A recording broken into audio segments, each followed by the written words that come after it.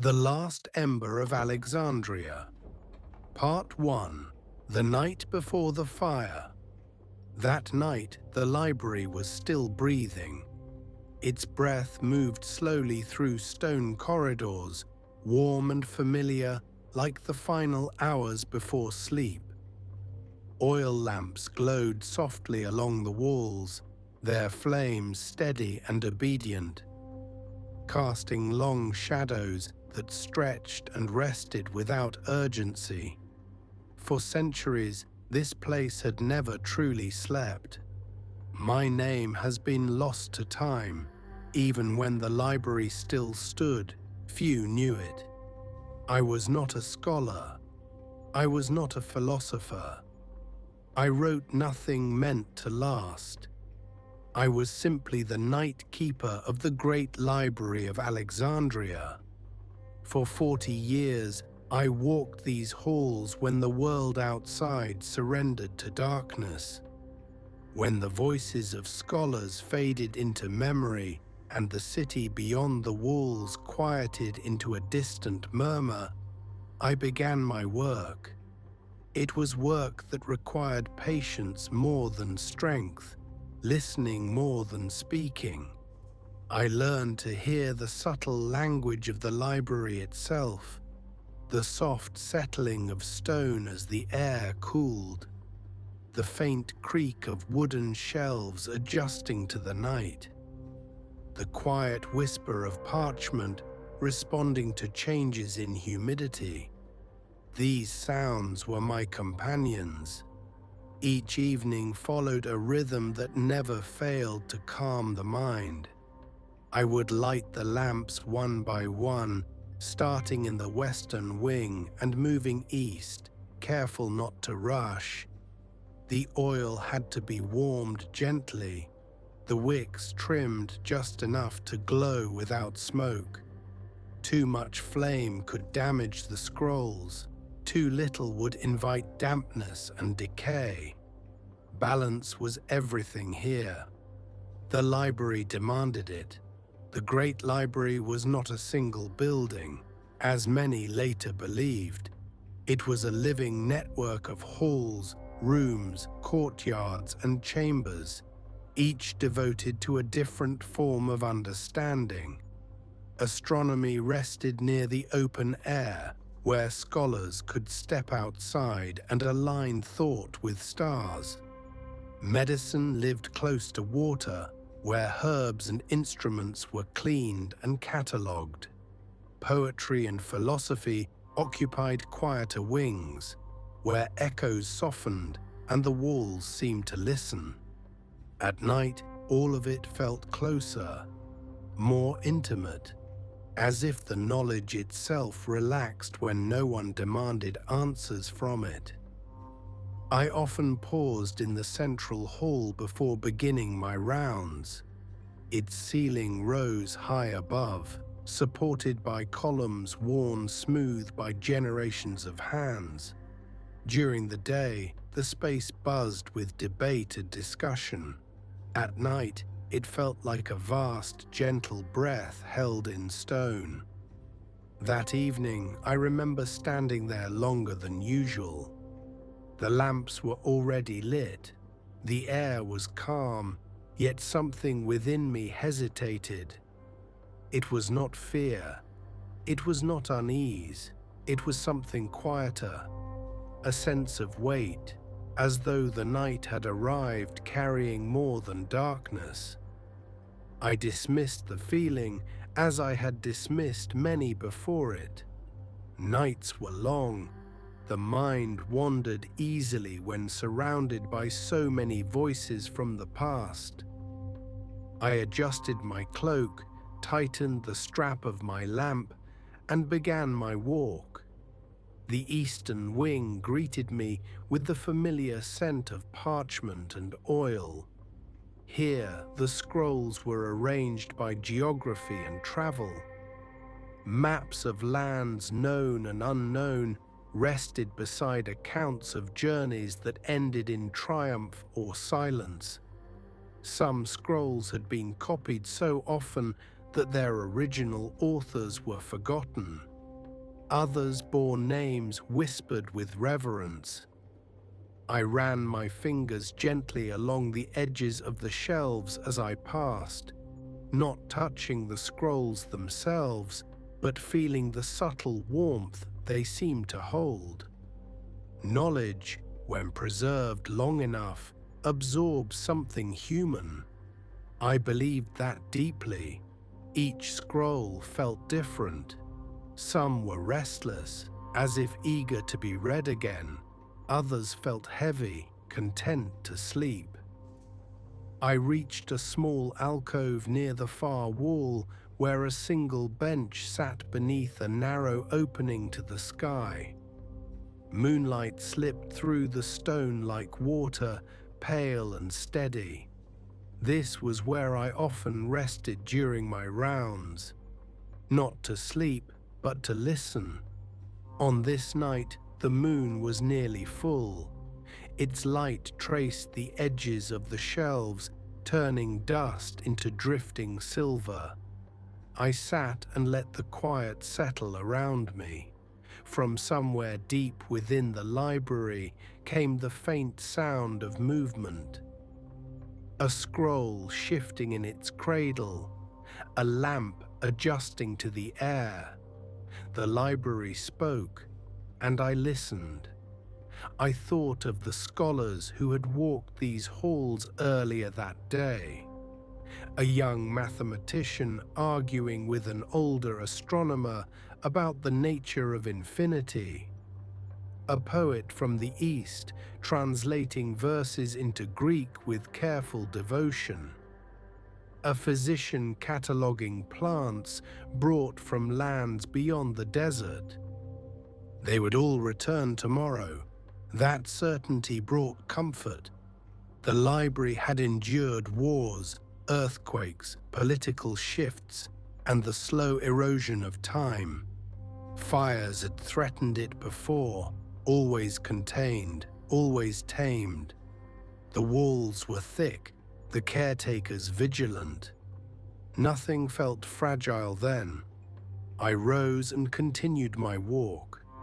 In the western wing, where philosophy lived, the air felt cooler. The lamps here were spaced farther apart, their light softer by design.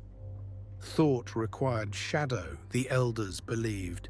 Too much brightness chased contemplation away. I smiled faintly at the idea as I passed the works of thinkers long gone. Their questions remained unanswered. Their doubts still breathed. What is truth? What is virtue? What remains when the body fades? At night, these questions felt less demanding, less urgent. They became companions rather than challenges. As I adjusted one of the lamps, I noticed the flame tremble, just slightly. I frowned, instinctively checking the wick. It was trimmed correctly. The oil was clean. There was no draft strong enough to disturb it. The flame steadied. I told myself it was nothing. Yet as I moved on, a subtle awareness followed me. The kind one feels when a room changes temperature without explanation. The library was vast, and small disturbances were common. Stone shifted, air moved, old buildings had moods. Still, I found myself listening more closely. Near the far end of the western wing, I stopped again. The air here felt thicker, warmer, not unpleasant but noticeable. I lifted my lamp slightly, scanning the shelves and the ceiling above. Everything appeared as it should. No smoke, no flame beyond what I carried. I exhaled slowly and lowered the lamp. Perhaps the day had been longer than usual. Perhaps age had begun to soften my senses in unfamiliar ways. 40 years of night work teaches patience, but it also teaches acceptance. I turned back toward the central hall. That was when I smelled it. Not smoke, not yet. Something sharper. Oil heated too quickly. Wood warming where it should not. I stopped. The scent lingered, faint but unmistakable. My heart did not race. Instead, it slowed. Training, experience, and long familiarity with the building guided my reaction. Panic solves nothing in a place built of memory.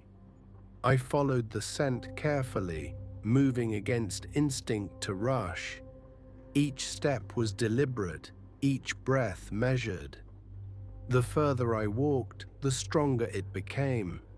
Still no smoke, still no visible flame. But the warmth grew undeniable. I reached a narrow corridor connecting two lesser-used storage chambers. These rooms held duplicate copies of scrolls waiting to be traded or archived. The lamps here were fewer. Shadows pooled heavily along the floor. My lamp's flame flickered again. This time it did not steady immediately. A soft crackle reached my ears. It was distant, patient. I closed my eyes for a moment. Fire announces itself in many ways, sometimes loudly with chaos and fear, sometimes quietly with the calm certainty of something that has already decided to exist. This was the second kind. I opened my eyes and moved forward. The crackle grew clearer with each step, still controlled, still contained, but unmistakable now. I reached the entrance to the storage chamber and stopped. Warm air brushed my face. Inside, along the far wall, a small flame had taken hold. It clung to a wooden support beam, thin and deliberate, as if testing the world. The beam darkened slowly, not yet collapsing, not yet screaming, just burning. For a long moment, I did nothing. I had seen fires before, small ones, accidental ones, a fallen lamp, a careless sleeve. They were handled quickly, efficiently. This felt different. The flame did not move like an accident. It moved like intention. I stepped closer, assessing the distance to the nearest water source, the thickness of the beam, the direction of airflow. My mind ran through familiar procedures. Then I noticed the shelves. The fire was positioned perfectly, not by design, but by fate. Close enough to feed, far enough to spread before intervention could succeed. Even as I watched, a second flame appeared, then a third. The sound changed. What had been a gentle crackle deepened, layered with the subtle groan of wood under stress. I knew then, this was not a fire I could stop alone. I turned and moved quickly, but not in panic. Panic fractures thought. I headed for the nearest alarm bell, mounted along the corridor. My hand reached for the rope and hesitated. Something within me paused. Not fear, recognition. The library had lived for centuries because of human care, but also because of human restraint. Too many had tried to change it. Too many had tried to control it. It survived because it was allowed to breathe. And now something ancient and unstoppable had entered its lungs. I pulled the rope. The bell rang once, twice. Its sound echoed through the stone, sharp and urgent, cutting into the night. Somewhere beyond the walls, the city would hear it. Guards would respond. Others like me would wake and run. But even as the sound faded, I felt the truth settle in my chest. Help would come. Too late. I returned to the chamber and watched the fire grow. It moved with unsettling grace. Flames climbed the beam and reached outward, tasting shelves, curling lovingly around scroll cases. The scent of parchment joined the air, heavy and sweet, like history surrendering. I backed away slowly, the heat pressed against my skin now. Not unbearable, not yet. I turned and walked, not ran, walked. Because there are moments in a life when running changes nothing. As I moved through the corridors, the library seemed to respond. Air shifted, flames whispered behind me, lamps flickered, their steady light suddenly fragile. The central hall appeared ahead, vast and waiting. For the first time in 40 years, it felt vulnerable. I stepped into the open space and stopped. The fire had not reached here yet. The lamps still glowed. The silence still held. But it would not last. I stood there, breathing, listening to the distant crackle growing louder. This was the last calm moment the library would ever know. And I was standing inside it. End of Part 1, The Last Ember of Alexandria. Part 2, When the Fire Learned to Breathe. The bell's echo faded quickly. Stone swallowed its urgency, leaving behind a quiet that felt heavier than before.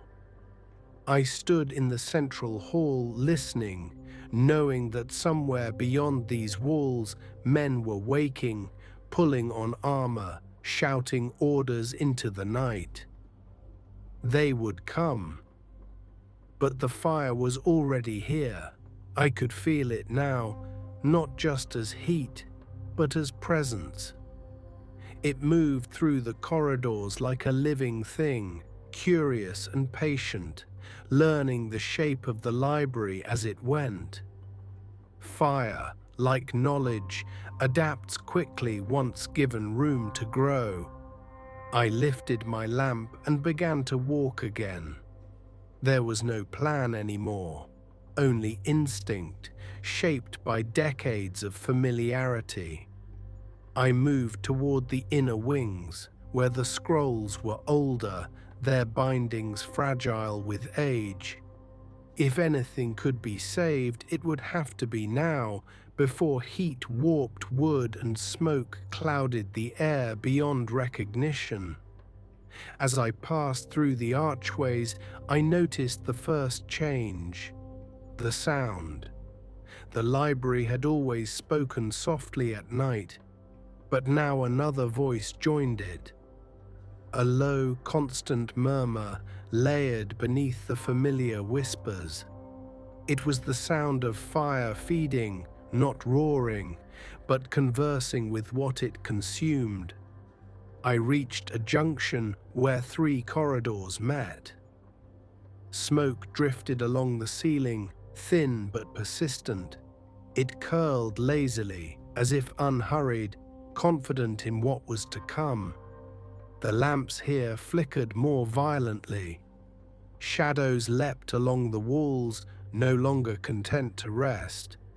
The library's breath had quickened.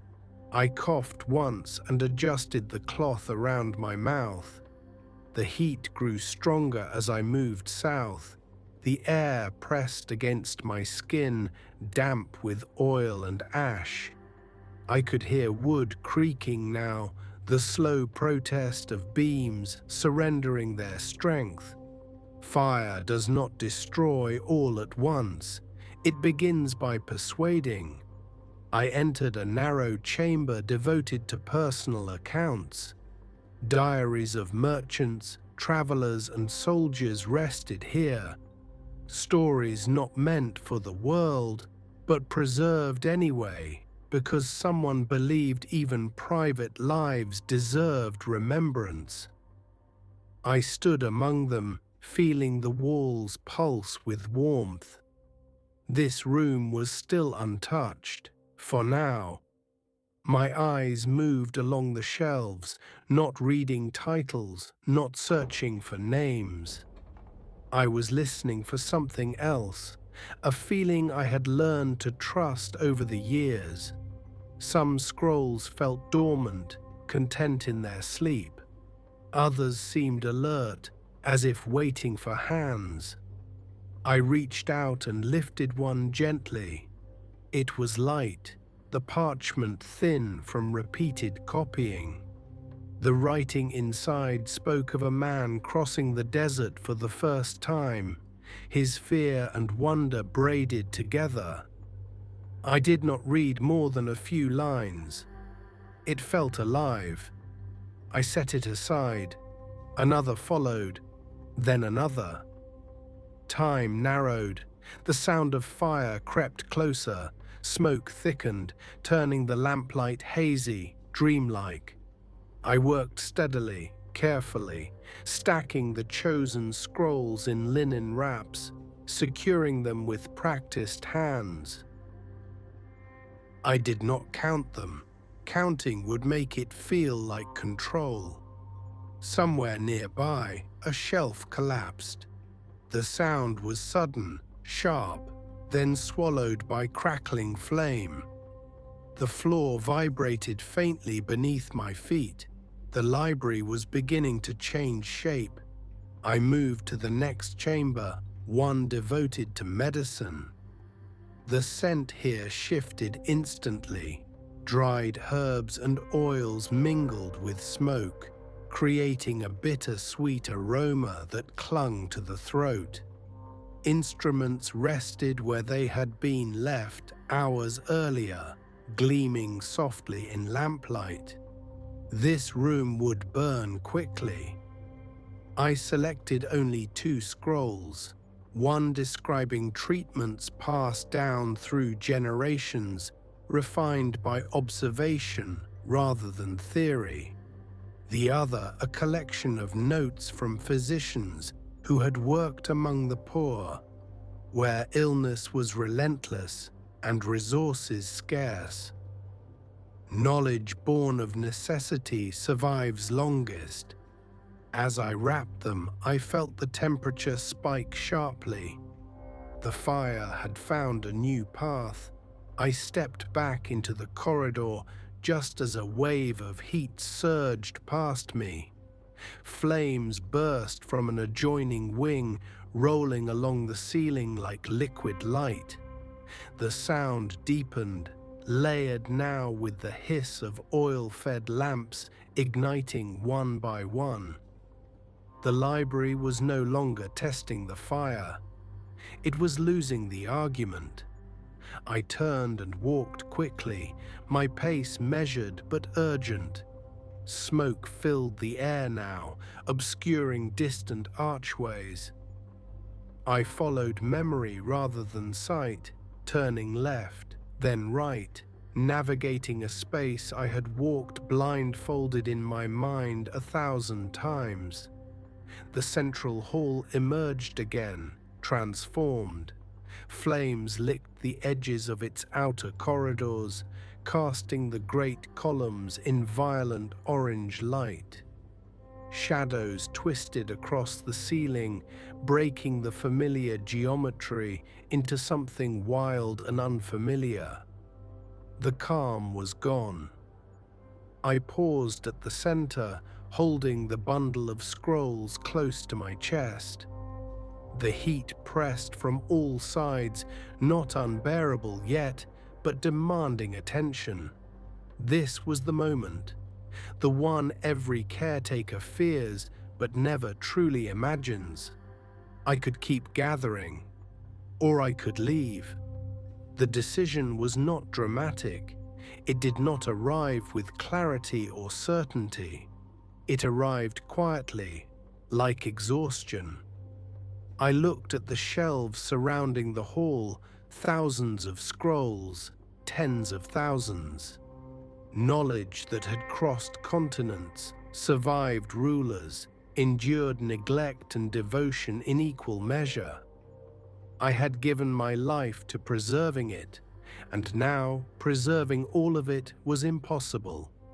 I felt a strange calm settle over me, not acceptance, understanding.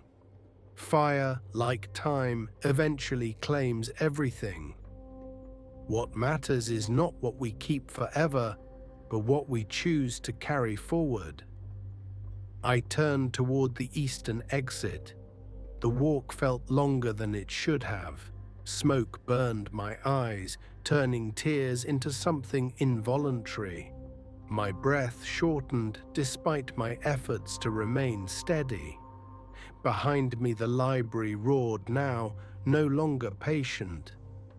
A beam collapsed somewhere above, sending sparks cascading down like falling stars. I shielded my face and pressed on. The exit doors loomed ahead, massive and familiar, their surfaces darkened by age. For decades, I had passed through them without thought. Now they felt like a boundary between worlds. I pushed them open. Cold night air rushed in, shocking and sharp. It filled my lungs, clearing smoke and confusion in an instant. I stepped outside and turned just once to look back. The Great Library of Alexandria burned. Flames climbed into the sky, illuminating the city in trembling light. Smoke rose in thick columns, carrying with it the scent of oil, wood, and memory. People gathered in the distance, their faces turned upward, eyes reflecting the fire. Some shouted, some prayed, some stood in silence. I moved away from the doors toward the open courtyard beyond. The stone beneath my feet felt solid, grounding, as if reminding me that the world still existed outside those walls. I sat heavily against a low wall and set the bundle of scrolls beside me. Only then did I begin to shake, not from fear, from release. For years I had been a guardian of the past. Tonight I was simply a witness. The fire continued its work behind me. I did not watch anymore. Watching would change nothing. Instead, I focused on the bundle at my side. I opened it carefully and counted for the first time. 17 scrolls. Only 17. The number felt absurdly small against what was being lost.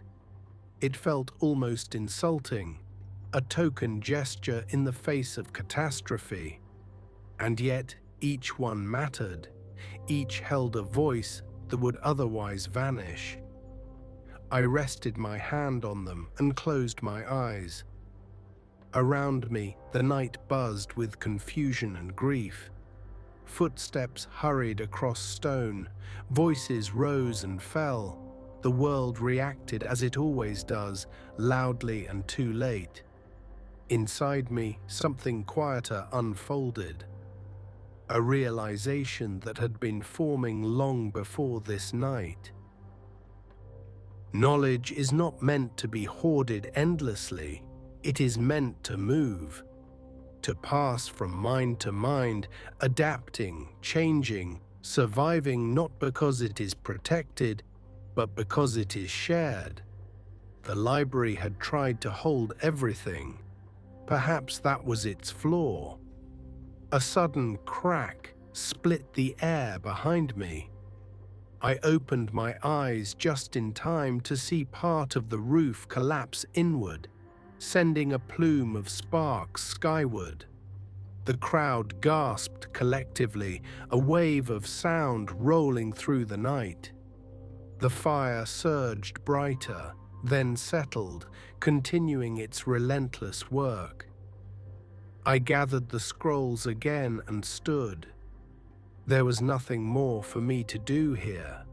The library was beyond saving, but the story was not finished. I turned away from the flames and began to walk, carrying what little I could, leaving behind what no one could protect.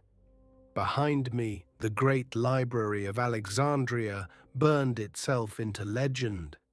Ahead of me, the night waited. End of Part 2, The Last Ember of Alexandria. Part 3, What Was Chosen, What Was Lost. I walked until the noise softened behind me. The farther I moved from the library, the quieter the night became. Stone gave way to earth beneath my feet, and the sharp scent of smoke slowly thinned, replaced by the cooler air drifting in from the sea. Alexandria did not sleep that night, but it did learn to breathe again. I found a low rise beyond the outer buildings, a place where I could sit and see the glow without feeling its heat. From here, the library looked almost peaceful, wrapped in flickering light as if it were being offered back to the stars. I set the bundle of scrolls beside me and lowered myself to the ground. For a long while, I did nothing. Shock arrives gently when it knows you are already tired. It dulls the edges of thought, slows the body, wraps the mind in a strange, protective quiet. I watched the flames without really seeing them, my gaze unfocused, my breath shallow but steady. Only when the first hints of dawn brushed the horizon did I begin to feel again. The scrolls lay where I had placed them, unassuming, silent. They did not glow. They did not announce their importance. They were simply there, fragile and unremarkable against the vastness of the night. 17. I touched the topmost one, my fingers tracing the uneven edge of parchment. Why these? The question had followed me since I left the library, circling patiently, waiting for the right moment to be heard. I had not chosen them logically. There had been no time for careful evaluation, no space for reasoned comparison. In those moments, guided by heat and instinct, I had listened to something older than thought. I had listened to memory. Each scroll I saved carried the weight of lived experience. A merchant describing the fear of his first voyage. A physician noting the quiet resilience of a village that had endured plague and famine. A traveler recording the names of stars as seen from unfamiliar lands. None of them claimed greatness. None of them promised answers. They simply told the truth of being human. I realized then that what I had preserved was not knowledge in the way scholars define it.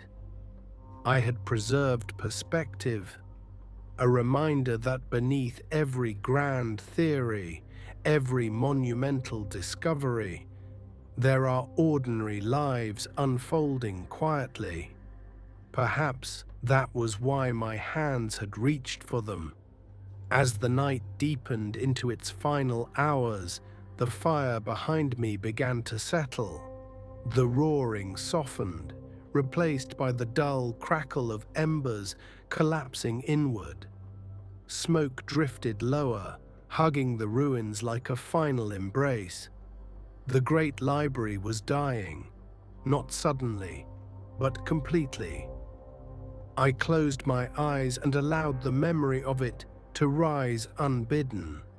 The sound of sandals against stone at dawn, the murmur of debate echoing through the halls, the laughter of young scholars discovering disagreement for the first time, the quiet concentration of scribes bent over their work, copying words they might never fully understand but knew were worth preserving.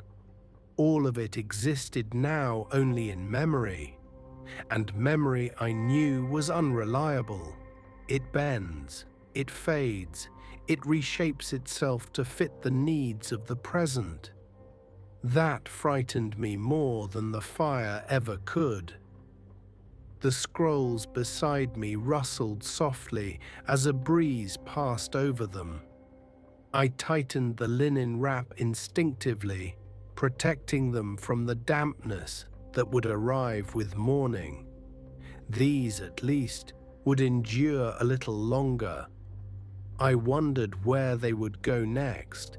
The library had been their anchor, the place that gave them meaning through association. Outside its walls, they were just fragile objects, vulnerable to neglect, misunderstanding, and loss. I had saved them from fire, but I could not save them from time. The thought brought an unexpected calm. For years, I had believed preservation was the highest calling, to hold knowledge steady, unchanged, untouched, to resist the erosion that claimed everything else. Now, sitting beneath a fading sky, I understood something gentler. Nothing lasts unchanged. What matters is not preservation alone, but transmission. The act of carrying something forward, imperfectly, through fragile hands and uncertain futures. The fire behind me crackled once more, then quieted further. Ash drifted through the air like soft grey snow. It settled on my cloak, on the ground, on the scrolls themselves. I brushed it away carefully, aware of the symbolism but unwilling to let it linger. Ash is still a form of memory. It tells a story of what once was. As the first light of morning crept across the horizon, Alexandria revealed itself again. The city stirred cautiously, as if unsure whether it was permitted to resume living after such loss. Doors opened, voices murmured, footsteps resumed their rhythm, life continued. It always does. I stood slowly, my body stiff from the cold ground and long night. I lifted the scrolls and held them against my chest, feeling their lightness, their vulnerability. They felt heavier than stone. I began to walk again, this time with no clear destination. There was no plan waiting for me, no instruction written for a man who has outlived his purpose. The role of night keeper ended with the night. Ahead of me, the streets narrowed, guiding me toward quieter quarters where the city met the sea. The smell of salt mixed with smoke, grounding and familiar. Ships bobbed gently in the harbor, their crews unaware of how close the world had come to forgetting itself. I wondered if they would ever know, if anyone would truly understand what had been lost, or if the library would become just another story, exaggerated and reshaped by time. I thought of the future then, something I had rarely done before. A future without the library, without the certainty that knowledge had a home. The idea felt hollow, and yet within that hollowness there was space for new ways of remembering. Perhaps the library had been too complete, too vast, too certain of its own importance. Perhaps memory requires fragility to remain alive. I reached the edge of the city and paused, looking back one final time. The library no longer burned. It smoldered quietly, its form collapsed inward, its once proud columns now broken silhouettes against the sky. Smoke rose gently, as if reluctant to leave. It looked smaller now, less eternal, more human. I turned away. The scrolls shifted in my arms, their presence grounding me in the present moment. I focused on the sound of my footsteps, the feel of the earth beneath my sandals, the steady rhythm of breath returning to something like normal. I did not know where I would go, but I knew what I would do. I would tell these stories, not as relics, not as sacred texts, but as living voices. Voices meant to be heard, to change, to be carried forward by others who would add their own understanding. That was how knowledge truly survived. As the sun rose fully, warmth returned to the world. Birds began to call. The sea shimmered faintly, indifferent and eternal in its own way. The night had ended. The fire had done its work, but something small remained, an ember, not glowing brightly, not demanding attention, simply present, and that was enough. End of Part 3, The Last Ember of Alexandria. Part 4, When the Night Finally Let Go. The sun climbed slowly, as if uncertain it was welcome. Its light moved gently across the city, touching rooftops, courtyards, and quiet streets that had not yet decided how to feel. Morning does not ask permission. It arrives anyway, even after a night like this. I walked until the warmth reached my shoulders.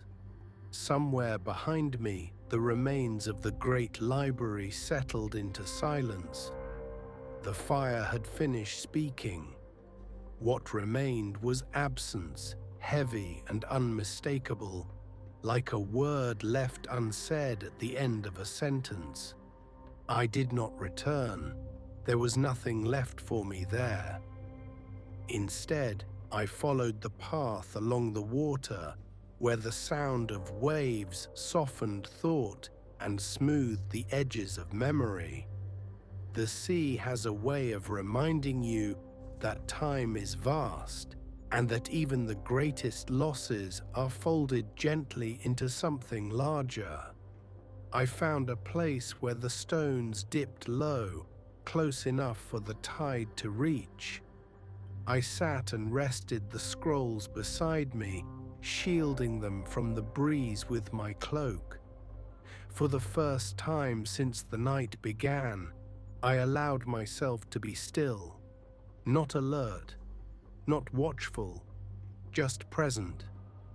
The body, when it finally believes danger has passed, reveals its exhaustion slowly. My shoulders ached, my hands trembled faintly. My breath deepened, no longer measured, no longer controlled. I watched the water move. Each wave arrived, touched the shore, and withdrew without hesitation. None lingered, none resisted. The sea did not mourn what it left behind, it simply continued. I wondered what it meant to continue. For years my life had been defined by a single place.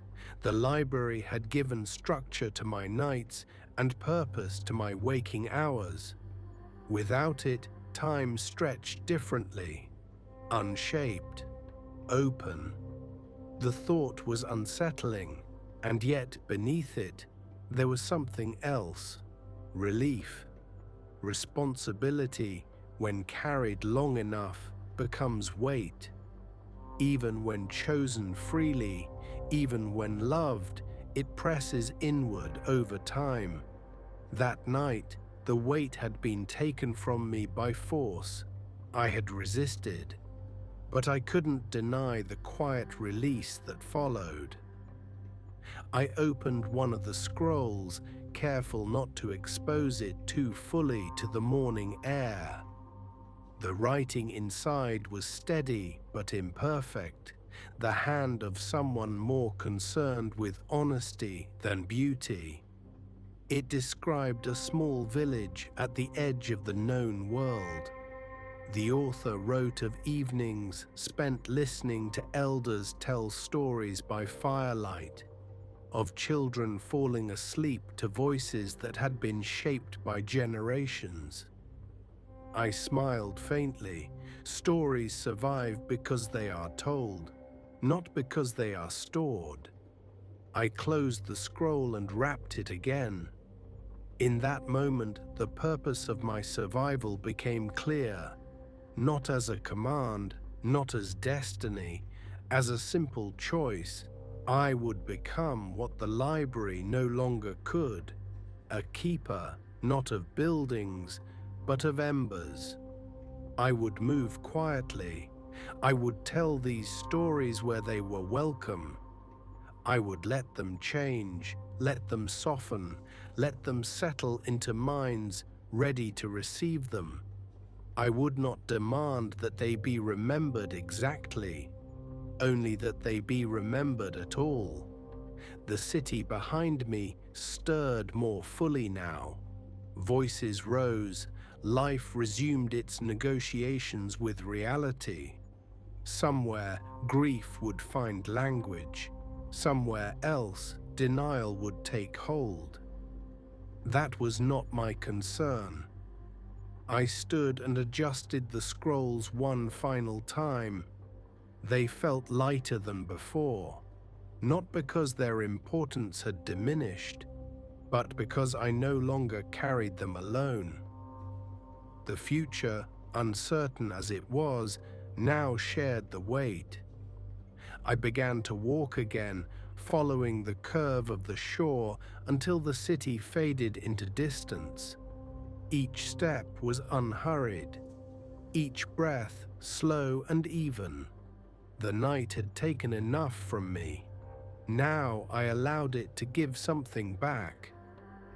As the hours passed, the sun rose higher, warming the air and softening the chill left behind by smoke and ash. My body relaxed into the rhythm of movement. The tension that had lived in my muscles for decades loosened, thread by thread. Thoughts slowed, memories softened. The sharp edges of the night dulled into something distant, almost dreamlike. By the time the city was no longer visible, I felt strangely at peace. Not because the loss had become small, but because it had found its place. Loss, I learned, does not disappear. It settles. It becomes part of the landscape of the self. When you stop resisting it, it teaches you where to step. I found shelter as the day waned, a simple structure built of stone and wood, abandoned but intact. I laid the scrolls carefully inside, away from light and moisture, and sat nearby as the evening approached. The sky deepened into familiar colors. Night returned. This time it arrived gently. I lit a small flame, no larger than necessary. Its glow was warm and contained, obedient to the space it occupied. I watched it flicker, feeling no fear, only respect. Fire is not evil. It is a force, like time, like memory. Used carefully, it illuminates. Left unchecked, it consumes. That night, as I rested near the small flame, my thoughts drifted without effort. Images rose and faded. The library appeared, whole and alive, then dissolved into ash and light.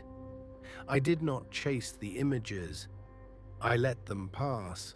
Sleep came slowly, like a tide returning after a storm.